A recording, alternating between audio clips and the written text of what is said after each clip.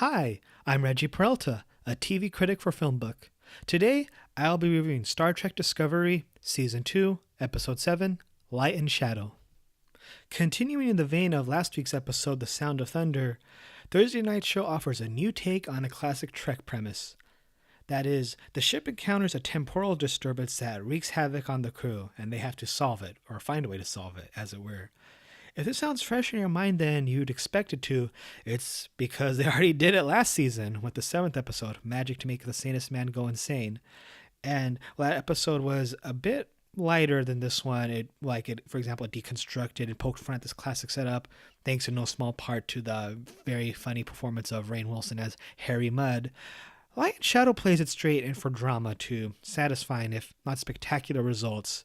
And I mean, in the sense that the drama here is compelling. It's enough to keep you engaged throughout for the 40-minute runtime, but I don't feel there's anything here that is really like, whoa, just like mind blown. There's nothing like I didn't come away feeling that at all this episode. But I mean, others may disagree, obviously, but that's what I think about regarding the revelations or lack thereof in this episode. Well, actually, I think there is a development in this episode that may very well be a point of contention for Trek fans here on out, because, and this is, I'm pretty sure everybody's already blabbering about it on social media and stuff. The big thing here that everybody's going to pour over is the missing probe attack. So Discovery dispatched a probe and it disappeared, only for it to return from the future with some interesting modifications, namely that it looks like a giant squid and tries to steal the data from Captain Pike and Tyler's ship. So if that premise sounds familiar to you, it's because it is. It's the idea of the probe being sent by the Federation or humanity, being sent out to space and disappearing and coming back changed into this very powerful entity or whatever. That's, spoiler alert, that's Star Trek the motion picture, and that's V'Ger, the backstory of V'Ger. And I mean, people give Star Trek the motion picture a lot of crap, but I really enjoyed it. But what makes this all more interesting is that, as was the case with V'Ger, it's hard to not speculate that this is the showrunner's way of introducing the Borg to the series. Now, this, of course, is obviously going to be controversial, to say the least, because as any Trekker worth their salt will tell you, the Borg were not, well, it gets a bit tricky because they try to sneak them into Star Trek Enterprise in the episode Regeneration, but they did it in a way that doesn't contradict the established canon of the Federation making formal contact with the Borg in the Next Generation.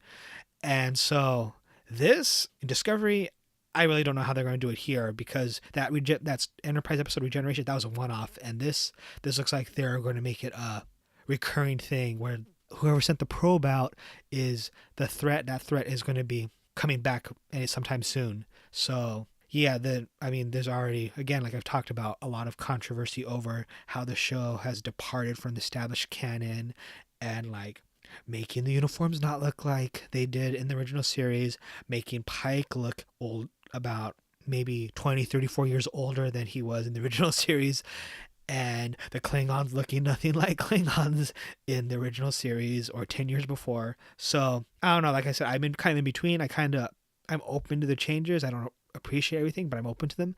But this I really don't see how they're going to pull it off if they are going to bring in the Borg. I just don't see any way that will improve the show, add to the universe that has been created over the past 50, 60 years. But yeah, we'll have to see where it goes from here. On the bright side, I'm starting to warm up to Tilly, at least in this episode.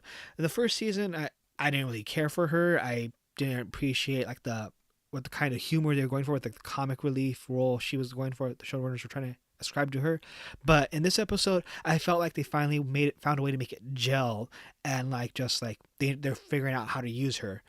And I really appreciated the scene, like the interaction between her and Saru, like when she says friggin' and he just says like, excuse me, and like just totally deadpans it, and she's just like, oh, I'm sorry, they told me not to swear, yeah, so yeah. And it's just kind of like, it's not like super like gut-bustingly funny, but it's humorous, and you're kind of like, oh, I like that, just that, the banter between the two, Thank you for listening to my review of Star Trek Discovery Season 2, Episode 7, Light and Shadow.